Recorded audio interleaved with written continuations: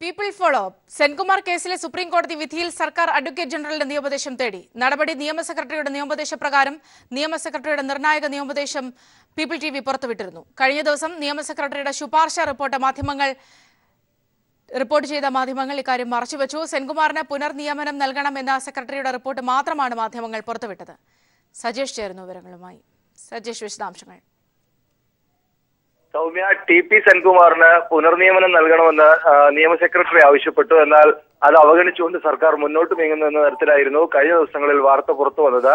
നിയമ സെക്രട്ടറിയുടെ ശുപാർശയുടെ പൂർണ്ണ രൂപമാണെന്ന് പീപ്പിൾ ടിവി പുറത്തുവിട്ടത്. അതിൽ നിയമ സെക്രട്ടറി AGയുടെയും മുതിർന്ന അഭിഭാഷകനായിട്ടുള്ള ഹരീഷ് സാൽവയുടെയും നിയമോപദേശം തേടണമെന്ന് ആവശ്യപ്പെട്ടിട്ടുണ്ട്. അതനുസരിച്ചാണ് സർക്കാർ ഇക്കാര്യത്തിൽ തുടർ നടപടികൾ തേടിയത്.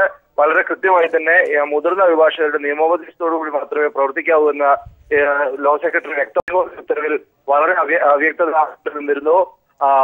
ജൂൺ 1, 2016 ഇറക്കിയ സ്റ്റേറ്റ് പോലീസ് ചീഫിന്റെ നിയമനവുമായി ബന്ധപ്പെട്ട ഉത്തരവ് അതേപടി റദ്ദാക്കുകയാണ് സുപ്രീം കോടതി ചെയ്തത്. അതേ നിയമന ഉത്തരവിലാണ് അന്നത്തെ വിജിലൻസ് ഡയറക്ടറായി ജേക്കബ് തോമസിനെ നിയമിച്ചത്. ഈ ഉത്തരവ് റദ്ദാവുമ്പോൾ ജേക്കബ് തോമസ് പിന്നീട് സ്വീകരിച്ച നടപടികൾ ഉൾപ്പെടെയുള്ള കാര്യങ്ങൾ നിയമക്കുരുക്കിലേക്ക് നീങ്ങും. അക്കാര്യത്തിൽ അവ്യക്തത ഉണ്ടായിരുന്നു. ഈ അവ്യക്തത നീക്കാനാണ് നിയമോപദേശം തേടുന്നത്. സർക്കാർ ഇക്കാര്യത്തിൽ തുടർ നടപടികൾ ആരംഭിച്ചിട്ടുണ്ട്. AGയോട് നിയമോപദേശം തേടി. AGയോട് നിയമോപദേശത്തിനായി സർക്കാർ കാക്കുകയാണ്. അതിനുശേഷമായിരിക്കും അനന്തര നടപടികൾ. സജീഷാണ് വിവരങ്ങൾ നൽകിയത്. സംസ്ഥാന ചീഫ് സെക്രട്ടറിക്കെതിരെ സെൻകുമാർ സുപ്രീം കോടതിയിൽ കോടതിയലക്ഷ്യ ഹർജി നൽകി. പോലീസ് മേധാവിയായി പുനർനിയമിക്കാനുള്ള സുപ്രീം കോടതി ഉത്തരവ് നടപ്പാക്കുന്നില്ലെന്ന് ചൂണ്ടിക്കാട്ടിയാണ് ഹർജി. മൂന്നാറിലെ സമരക്കാരെ ആശുപത്രിയിലേക്ക് നീക്കി. ഗോമതിയെയും സരസ്വതിയെയുമാണ് മാറ്റിയത്. ലെസ്ലി ചേർന്നുണ്ട് വിവരങ്ങളുമായി. ലെസ്ലി, വിശദാംശങ്ങൾ.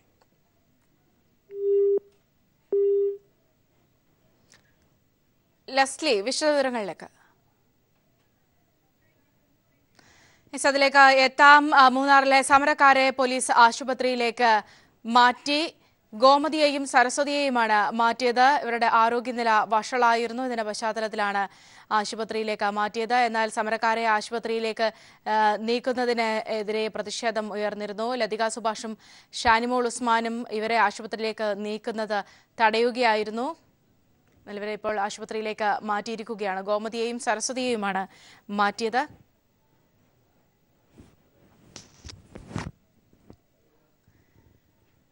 മണിയുടെ പരാമർശവുമായി ബന്ധപ്പെട്ടാണ് ഇവർ സമരം തുടങ്ങിയത്. ലെസ്ലി ജോൺ ചേരുന്നുണ്ട് വിവരങ്ങളുമായി. ലെസ്ലി, വിശദാംശങ്ങൾ. ഇന്ന് രാവിലെയോടെയാണ് സമരക്കാരുടെ ആരോഗ്യനില അതീവ ഗുരുതര അവസ്ഥയിലേക്ക് മാറുകയും നിർജ്ജലീയാവസ്ഥയിലേക്ക് കാര്യങ്ങൾ എത്തിച്ചേരുകയും ചെയ്തു. ഇതനുസരിച്ച് സമരം കിടന്ന കൗസല്യ ആശുപത്രിയിലേക്ക് മാറാൻ സന്നദ്ധത പ്രകടിപ്പിച്ചു. ഇതിനുശേഷമാണ് കൗസല്യയെ ഇപ്പോൾ ആശുപത്രിയിലേക്ക് രാവിലെ മാറ്റുകയും ചെയ്തിരുന്നു. തുടർന്ന് ഓരോ അരമണിക്കൂർ നേരവും ഡോക്ടർമാരുടെ പരിശോധനയിലായിരുന്നു മറ്റു രണ്ടുപേരും. ഇവരുടെ ആരോഗ്യസ്ഥിതി മണിക്കൂറുകൾക്ക് ശേഷവും വലിയ തോതിലുള്ള അവസ്ഥയിലേക്ക് വന്നു. ഗോമതിയും ഒപ്പം തന്നെ കൗസല്യയുടെയും പഞ്ചസാരയുടെ അളവ് വളരെ ഗണ്യമായി കുറഞ്ഞ നിലയിലും ആണ് ഉണ്ടായത്. ഇത് വലിയ ആപത്തിലേക്ക് കാര്യങ്ങൾ എത്തിച്ചേരുമെന്നുള്ളത് കൊണ്ട് ഇവരോട് ഇക്കാര്യം അറിയിച്ചിട്ടും ഇവർ ഇതിന് ആശുപത്രിയിലേക്ക് മാറാൻ തയ്യാറായില്ല. എന്നാൽ മാനുഷിക പരിഗണന അനുസരിച്ചാണ് ഇപ്പോൾ വനിതാ CAയുടെ നേതൃത്വത്തിലുള്ള വനിതാ പോലീസ് സംഘം ഇവരെ അല്പം ബലം പ്രയോഗത്തിലൂടെ ആശുപത്രിയിലേക്ക് മാറ്റിയിരിക്കുന്നത്. തൊട്ടടുത്തുള്ള ഏറ്റവും വിദഗ്ധ ചികിത്സ ലഭ്യമാക്കാവുന്ന അടിമാലി താലൂക്ക് ആശുപത്രിയിലേക്കാണ് ഇരുവരെയും മാറ്റിയിരിക്കുന്നത്. രാവിലെ രാജേശ്വരിയെ മാറ്റിയ ഘട്ടത്തിൽ ഇവരുടെ കൂടെ ഉണ്ടായിരുന്ന ശ്രീകല സമരം ഏറ്റെടുക്കുകയും ചെയ്തിരുന്നു. നിലവിൽ ശ്രീകല ആണ് ഇപ്പോൾ സമരം കിടക്കുന്നത്. പോലീസ് ഇവരെ ആശുപത്രിയിലേക്ക് മാറ്റാനുള്ള തയ്യാറെടുപ്പുകളും ആയി എത്തിയപ്പോൾ തന്നെ കോൺഗ്രസ് പ്രവർത്തകരായ ലതിക സുഭാഷും ഒപ്പം തന്നെ ഷാനിമോൾ ഉസ്മാനും ഇതിനെ എതിർപ്പുമായി വന്നു. ഒപ്പം ആം ആദ്മി പാർട്ടിയുടെ പ്രവർത്തകരും TR നീലകണ്ഠനും ശക്തമായി പോലീസിനെ ഗോ ബാക്ക് വിളിച്ച് സംഘർഷം സൃഷ്ടിക്കാനുള്ള ഒരു നിലയും അവിടെ ഉണ്ടാക്കി. എന്തായാലും മാനുഷിക പരിഗണന അനുസരിച്ച് മാറ്റാനുള്ള ഈ നീക്കത്തിനെതിരെ ശക്തമായ തടസ്സങ്ങളാണ് ഇരു കോൺഗ്രസ് വനിതാ നേതാക്കന്മാരും അവിടെ ഉണ്ടാക്കിയത്. ഇതിനെല്ലാം അതിജീവിച്ച് തന്നെയാണ് ഇപ്പോൾ ഇരുവരെയും സുരക്ഷിതമായി ആശുപത്രിയിലേക്ക് ഇവരുടെ ജീവൻ നിലനിർത്തുന്നതിന് വേണ്ട വൈദ്യസഹായം ലഭ്യമാക്കുന്നതിന് വേണ്ടി വനിതാ പോലീസ് സംഘം ഇവരെ ആശുപത്രിയിലേക്ക് മാറ്റിയിരിക്കുന്നത്. എന്നാൽ വിവരങ്ങൾ നൽകിയത്. മറ്റു വാർത്തകളിലേക്ക്. മൂന്നാറിൽ വൻകിട കയ്യേറ്റക്കാരുടെയും ചെറുകിട കയ്യേറ്റക്കാരുടെയും പട്ടിക നൽകാൻ റവന്യൂ വകുപ്പിന് മുഖ്യമന്ത്രിയുടെ നിർദ്ദേശം. കയ്യേറ്റം വ്യക്തമായി വേർതിരിച്ച് ഉടൻ പട്ടിക നൽകാനാണ് മുഖ്യമന്ത്രി നിർദ്ദേശിച്ചിരിക്കുന്നത്. കുടിയേറ്റക്കാരെയും കയ്യേറ്റക്കാരെയും വേർതിരിച്ചു കാണണമെന്നും മുഖ്യമന്ത്രി നിർദ്ദേശിച്ചിട്ടുണ്ട്. മൂന്നാറിലെ കയ്യേറ്റമൊഴിപ്പിക്കൽ നടപടികൾ ശക്തമാക്കുന്നതിന്റെ ഭാഗമായാണ് മുഖ്യമന്ത്രി പട്ടിക നൽകാൻ നിർദ്ദേശം നൽകിയിരിക്കുന്നത്. വൻകിട കയ്യേറ്റക്കാരുടെയും ചെറുകിട കയ്യേറ്റക്കാരുടെയും വിശദമായ പട്ടിക സമർപ്പിക്കാനാണ് മുഖ്യമന്ത്രിയുടെ നിർദ്ദേശം. ഈ മാസം 21-ന് മൂന്നാർ വിഷയത്തിൽ മുഖ്യമന്ത്രിയുടെ അധ്യക്ഷതയിൽ കൂടിയ യോഗത്തിന്റെ കൂടി തീരുമാനമനുസരിച്ചാണ് പട്ടിക തയ്യാറാക്കുന്നത്. കുടിയേറ്റക്കാരെയും കയ്യേറ്റക്കാരെയും വേർതിരിച്ചുകൊണ്ടാകണം പട്ടിക തയ്യാറാക്കാനെന്നും മുഖ്യമന്ത്രി നിർദ്ദേശം നൽകിയിട്ടുണ്ട്. കുടിയേറ്റക്കാരെ സംരക്ഷിക്കുന്ന നിലപാടാണ് സർക്കാരിന്റേതെന്നും മുഖ്യമന്ത്രി നേരത്തെ വ്യക്തമാക്കിയിരുന്നു. അതേസമയം ഇടുക്കിയിൽ പട്ടയം നൽകുന്നതിനുള്ള നടപടികളുമായി സർക്കാർ മുന്നോട്ടു പോവുകയാണ്. മെയ് 21-ന് മുഖ്യമന്ത്രി പങ്കെടുത്തു നടക്കുന്ന യോഗത്തിൽ 6000-ഓളം പേർക്ക് പട്ടയം നൽകും. ജൂണിൽ പുതിയ പട്ടയം നൽകുന്നതിനുള്ള അപേക്ഷ ക്ഷണിക്കാനും സർക്കാർ തീരുമാനിച്ചിട്ടുണ്ട്. 2010-ന് ശേഷം ഇതാദ്യമായാണ് പുതിയ പട്ടയത്തിനുള്ള അപേക്ഷ സ്വീകരിക്കാൻ സർക്കാർ തയ്യാറെടുക്കുന്നത്. News bureau, Thiruvananthapuram. ജയലളിതയുടെ കോടനാട് എസ്റ്റേറ്റുമായി ബന്ധപ്പെട്ട മരണങ്ങളിൽ ദുരൂഹത വർദ്ധിക്കുന്നു. എസ്റ്റേറ്റ് കാവൽക്കാരനെ കൊലപ്പെടുത്തിയ കേസിലെ 2ാം പ്രതി ഷൈനിന്റെ ഭാര്യയും കുട്ടിയുടെയും അപകടമരണം കൊലപാതകമെന്നാണ് സംശയം. ഷൈൻ തമിഴ്നാട് പോലീസിന്റെ കസ്റ്റഡിയിലാണ്. 1ാം പ്രതി കനകരാജ് സേലത്ത് വാഹനാപകടത്തിൽ കൊല്ലപ്പെട്ടു. കോടനാട് എസ്റ്റേറ്റുമായി ബന്ധപ്പെട്ട ദുരൂഹതകൾ വർദ്ധിപ്പിക്കുകയാണ് ഇന്നും ഇന്നലെയുമായി നടന്ന വാഹനാപകടങ്ങൾ. എസ്റ്റേറ്റിലെ സെക്യൂരിറ്റി ജീവനക്കാരൻ കൊല്ലപ്പെട്ട സംഭവത്തിലെ 1ാം പ്രതി കനകരാജ് ഇന്നലെ രാത്രിയാണ് വാഹനാപകടത്തിൽ കൊല്ലപ്പെട്ടത്. രാത്രി 8:45 ബന്ധുവീട്ടിലേക്ക് ബൈക്കിൽ പോവുകയായിരുന്ന കനകരാജിനെ ഒരു കാർ ഇടിക്കുകയായിരുന്നുവെന്ന് പോലീസ് പറയുന്നു. പുലർച്ചെ 5:30-യോടെയാണ് 2ാം പ്രതി സയനും കുടുംബവും സഞ്ചരിച്ച കാർ അപകടത്തിൽപ്പെട്ട് ഭാര്യയും കുഞ്ഞും മരിച്ചത്. ചരക്ക് ലോറിയുടെ പിറകിലേക്ക് ഇടിച്ചു കയറ്റിയ നിലയിലായിരുന്നു കാർ. സയന്റെ നില ഗുരുതരമാണ്.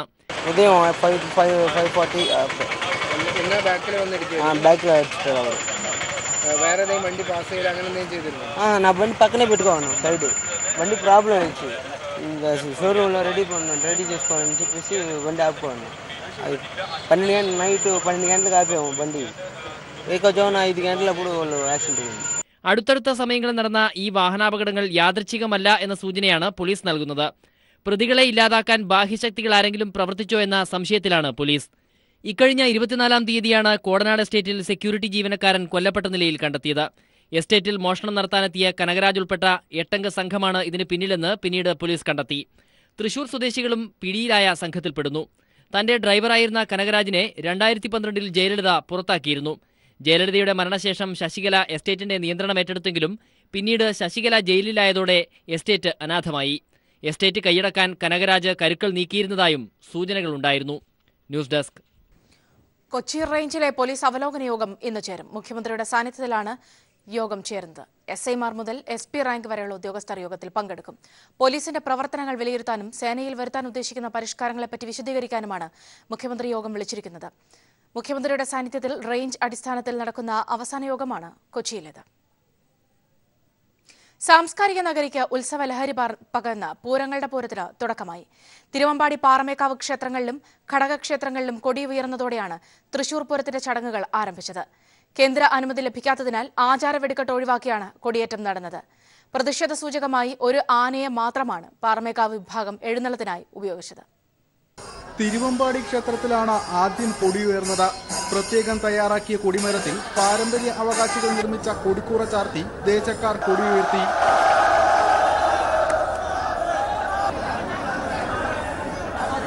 തുടർന്ന് പാറമേക്കാവിൽ വലിയ പാണിക്ക് ശേഷം നടന്ന എഴുന്നള്ളത്തോടെ സിംഹമുദ്രയുള്ള കൊടിയുയർന്നു. ക്ഷേത്രത്തിന് സമീപത്തെ പാലമരത്തിലും മണികണ്ഠൻ ആലിലും പാറമേക്കാവിന്റെ കൊടി നാട്ടി. ഇതിനു പിന്നാലെ 8 ഘടകക്ഷേത്രങ്ങളിലും കൊടി ഉയർന്നു. തിരുവമ്പാടി ഭഗവതിയുടെ പൂരപ്പുറപ്പാടിന് ശേഷം നായ്ക്കനാലിലും നടുവിനാലിലും പൂരപ്പതാക ഉയർന്നു. ആചാര വെടിക്കെട്ട് ഒഴിവാക്കി നടന്ന കൊടി ഉയർത്തലിൽ പാറമേക്കാവ് വിഭാഗം ഒരു ആനയെ മാത്രം എഴുന്നള്ളിച്ച ചടങ്ങിൽ ഒതുക്കി.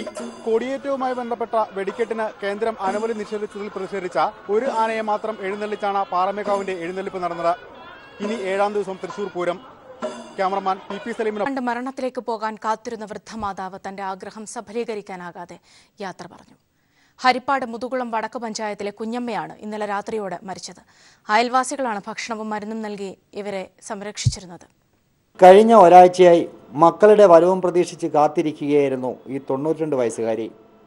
എന്നാൽ അവസാനമായി മക്കളെ ഒരു നോക്ക് കാണാൻ ഭാഗ്യമില്ലാതെയാണ് ഈ അമ്മ യാത്ര പറഞ്ഞത്. ഇന്നലെ പുലർച്ചെ മുതലാണ് കുഞ്ഞമ്മയുടെ അസുഖം മൂർച്ഛിച്ചത്. മക്കളെ അവസാനമായി ഒരു നോക്ക് കാണണമെന്ന ആഗ്രഹം ഇവർ നാട്ടുകാരോട് പങ്കുവച്ചു. ഇതനുസരിച്ച് കൊച്ചിൻ ഷിപ്പ്യാർഡിൽ വർക്ക് ചെയ്യുന്ന മകനെയും ഖത്തറിലുള്ള മകനെയും നാട്ടുകാർ വിവരമറിയിച്ചു.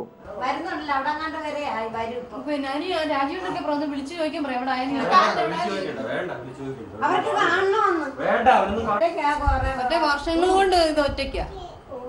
പിന്നെ ഒരു വാടകക്കാരെ ഇവിടെ കൊണ്ടുവന്ന് 2-3 മാസം കൊണ്ട് താമസിച്ചു. അവരെ ഒഴിപ്പിച്ച് കഴിഞ്ഞപ്പോഴത്തെ അവർ ഈ പരുവായി.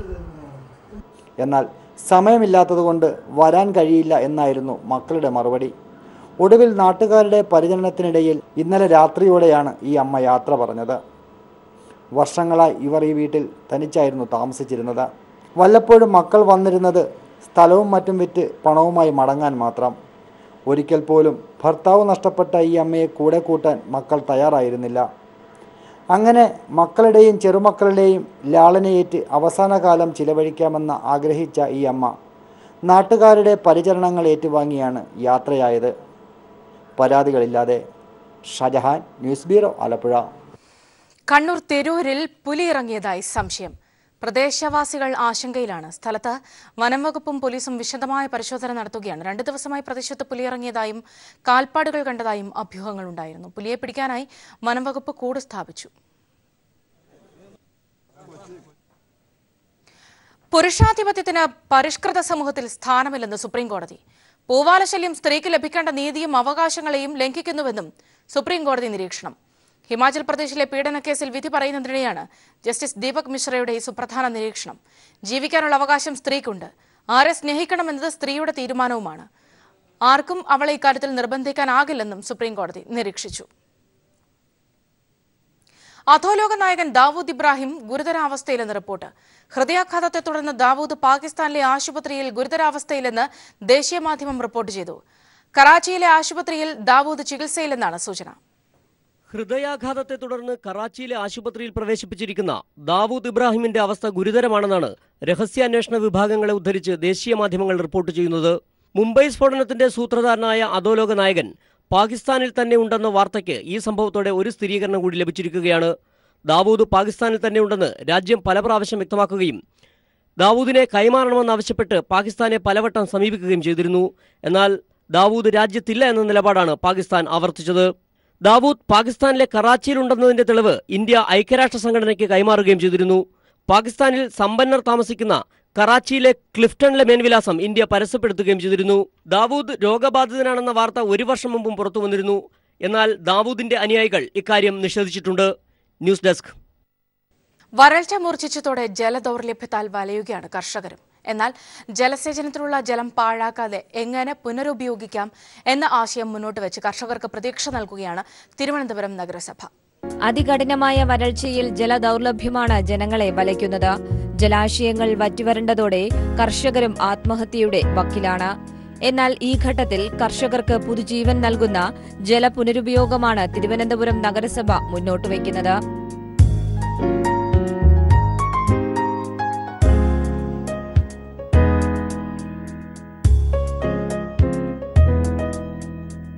ഇതെങ്ങനെ എന്നല്ലേ?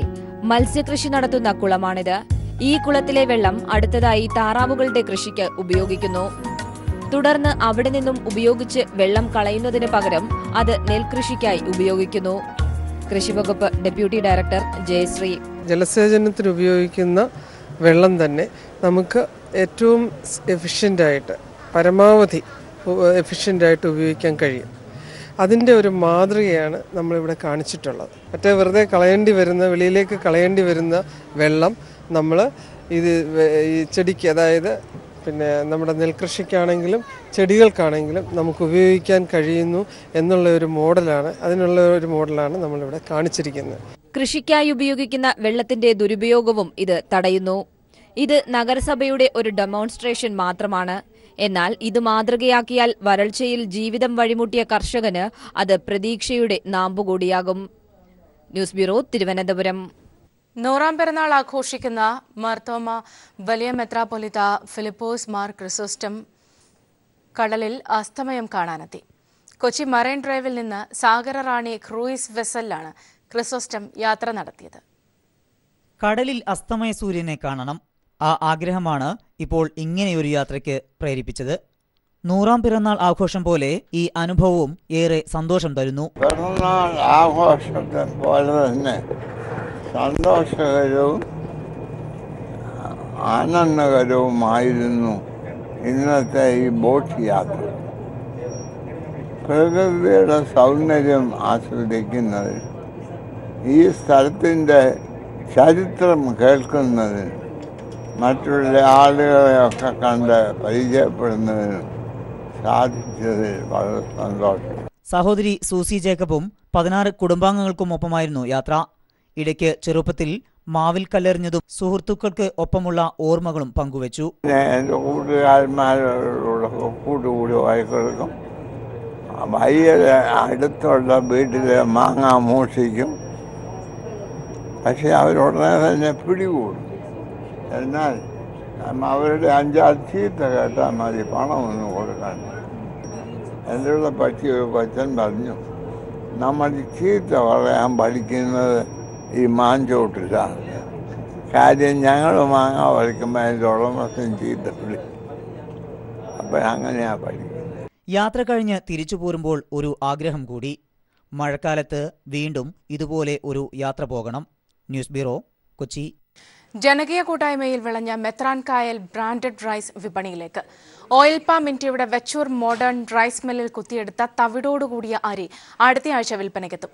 UDF സർക്കാർ റിയൽ എസ്റ്റേറ്റ് കമ്പനിക്ക് നികത്താൻ വിട്ടുകൊടുത്ത നിലത്താണ് LDF സർക്കാരിന്റെ ഇച്ഛാശക്തിയിലൂടെ വിത്ത് വിതച്ചത്.